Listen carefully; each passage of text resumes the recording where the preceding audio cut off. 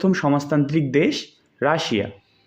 Soviet union গঠিত হয় 1922 সালে। গ্লাসনস্ত ও প্রেস্তরিকা সংস্কার কর্মসূচি গ্রহণ করেন মিখাইল গর্বাচেভ।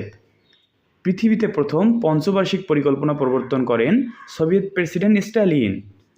রুশ বিপ্লব সম্বন্ধে এবার জানবো আমরা। রুশ বিপ্লবের অপর নাম লেনিন বিপ্লব বা বলশেভিক বিপ্লব বা অক্টোবর বিপ্লব, এছাড়া আমরা বলতে পারি নভেম্বর বিপ্লব। রুশ বিপ্লব সংগঠিত হয় 1917 সালে রাশিয়ার পেট্রোগ্রাডে। বিপ্লবে নেতৃত্ব দেন ভ্লাদিমির ইলিচ লেনিন।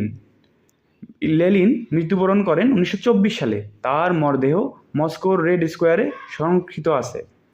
রুশ বিপ্লবের স্থায়িত্বকাল হয় 10 দিন। 1918 সালে রাশিয়ার রাজধানী পেট্রোগ্রাড হতে মস্কোতে স্থানান্তর করা হয়।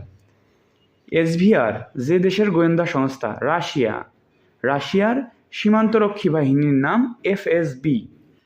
যে দেশের সাথে সবচেয়ে বেশি পারমাণবিক অস্ত্র বা চুল্লি রয়েছে রাশিয়ার সাথে। ভ্লাদিভস্টক শহরটি অবস্থিত রাশিয়ার পূর্বাঞ্চলে।